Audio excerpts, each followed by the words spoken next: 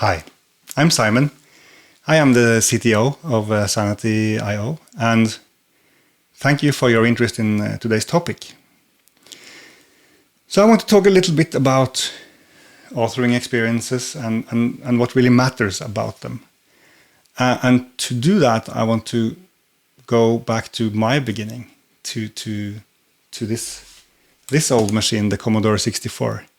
So this is what I got in like 83 or something. I was 10 years old. And I wanted to make games. And to do that, you had to kind of deal with all of this.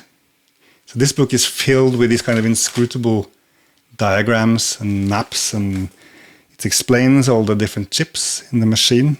The SID chip for sound, the VIC chip for video.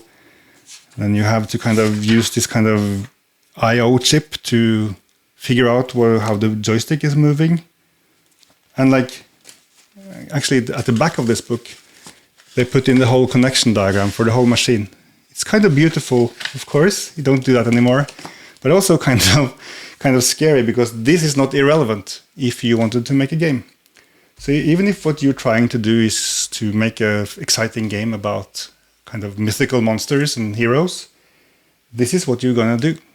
So if your weekend is about like, this time I want to try to make sure like the characters move in front and behind each other in the right way. So now your weekend will be about creating a sorting algorithm in 6502 machine code. This is a language where multiplying two numbers together looks like this.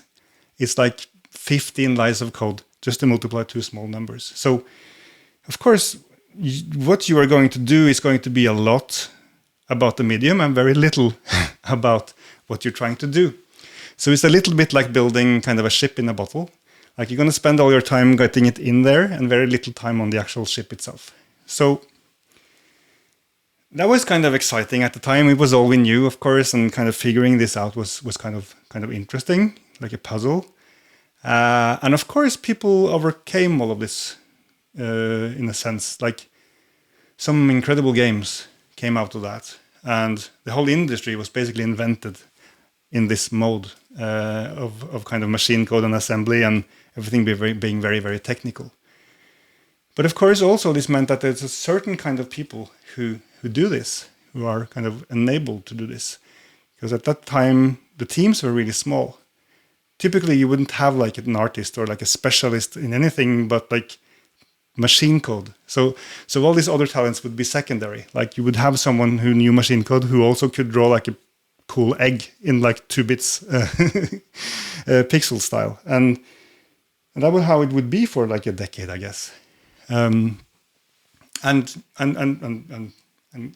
fun and great, but also maybe we were missing out a little bit. Because we could see that when in the 90s, the teams were growing a little bit.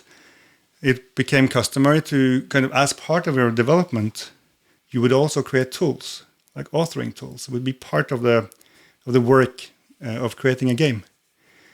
And of course, this was to enable your teammates who now are specializing in kind of creating, let's say, the art of creating a shooter landscape or level. You have someone who are experts in thinking about the tactical opportunities, the flow, the visual style, the excitement of like a first-person shooter area. Maybe they don't know how to make like a sorting algorithm, but they really know how to create that kind of exciting flow and that kind of experience of always being vulnerable while you also have the upper hand somehow, maybe of those people, but now keep looking over there because you will be shot from there. And that's a specific skill set. And this created a whole new kind of subculture in the gaming and kind of culture, because now you have modders who are modifying games, who are creating these modules. I don't know if modding is about modifying or modules, but I think both. They create these content packages for these existing engines. And some of these kind of ended up being completely new commercial games, even though they are just kind of new content packages for existing systems. And that clearly kind of enabled a new kind of creativity and a new kind of person to be a part of this. And now, of course, we have we have systems like Unity and Unreal Engine, which is kind of game engines and authoring tools kind of integrated into one. And we are getting completely new kinds of games. Like indie games now are such a wide variety of experiences, and like this game, the Untitled Goose Game, is a kind of game we definitely would never have seen in the 80s, right? So kind of authoring really matters. It really matters in terms of what kind of experiences you will end up getting. It's not just something to be overcome. So when I started working with websites and digital experiences as a grown-up, I did not make this connection at all. My kind of ethos was, I want to make sure every dollar gets kind of on screen, that the end user gets to enjoy every bit of resource that I spent on visible value. It's my thinking. And my content creators would get scraps. I would not waste any money on content management. I would say, we'll pick something off the shelf if that is kind of really, if they insist. But usually they will get like a spreadsheet, some markdown files, some YAML files, and they will just have to make do, right? Because everyone wants to spend all of their energy towards the end user. So I was being frugal, effective, I was thinking.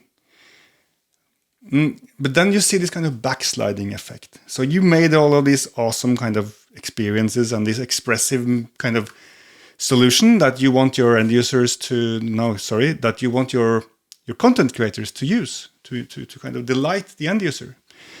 And you've given them all these secret codes, all of these kind of weird stuff to put in their YAML files to kind of trigger these kind of beautiful things you made, you spent all this money on. And in the beginning, they do that. But then, of course, something breaks subtly, maybe even. So they kind of backslide. They use like a subset of that experience because they are just trying to get their job done. And they like what you did, the delightful stuff, but they can't afford it in terms of their time to use it. So that's when we made the connection. It's not really about kind of that front end in isolation. Like, people are coming, of course, for the content. And they are coming for the experience that is kind of crafted by the content creators. So I need to shift my mind a bit. I'm making this connection. I'm making this kind of experience, the front end, the thing that people see and engage with. But then if that is not connected to the content creators in an effective way, that goes to waste. So any weak link in that kind of connection from the kind of content creator to the end user lessens the entire experience. Doesn't matter like my awesome 3D effects or whatnot. So we started being kind of mindful of that, mindful of the content authoring experience. And our thinking was like, after trying a few more kind of traditional CMSs, we felt like they contain so many assumptions about what's important to the content creators. They contain all of these kind of preconceptions about pages, templates. I don't know. It felt like I'd spent more time taking things out, making sure what's in the content authoring experience is relevant. I want it to be about what is making a difference to the people who create the content. I don't want it to be about anything else. Like, freedom is kind of expensive if it's not about what we're trying to do. So that's why we made Sanity, essentially. We wanted to make sure creating content authoring experiences that are specifically tailored to what makes sense to the content creator is reasonably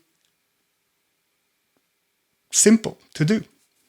That it's something that get done because it's not expensive. It's not super hard.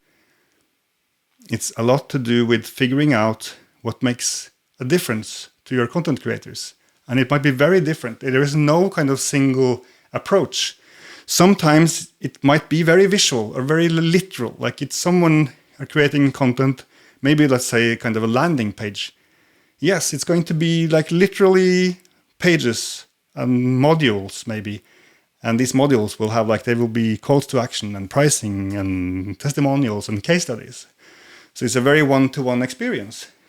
But still, I will, if I then think, okay, I'll give my content creators a visual tool, they can do whatever they like. I'm not helping them because not everything makes a difference to them, and not everything is relevant to the goal at hand. So now I kind of given them a lot of work that's irrelevant. Now they are moving a module. Now they broke the page because they forgot to put in a divider, and it needs to be the right divider. And now the background is the wrong color because this is supposed to be an enterprise product. So now we should use the blue color. So what we need to think about now is how do we make sure everything in the authoring experience is what makes the difference to these people. In a different scenario, let's say we are a real estate developer and maybe we don't know which pages will kind of end up organizing this content. And maybe there will be several because we have our own web page for our real estate kind of empire, but then maybe people are not actually coming there because we are actually listing these kind of estates in different kind of partner sites. And that's where people actually are. And we have no control over those layouts. We just provide these kind of data streams. And maybe we print out leaflets that combine a lot of these pieces of content. So maybe when we are working in this company, we are thinking as content creators about developments, about buildings, about flats, about areas and the quality of life experiences you can have there and the demographies that these are relevant for. And that will be the content model. So our thinking when we are kind of creating this kind of strong connection, this bond between content creators and end user, is making sure this pipeline is about what makes a difference to these groups. And everything else, we just make sure we automate that. We make that just go away. And today, this is the topic. And I really appreciate that you care about this. And I think that's there's a lot to do in this area that is not being tried yet. So thank you and have fun.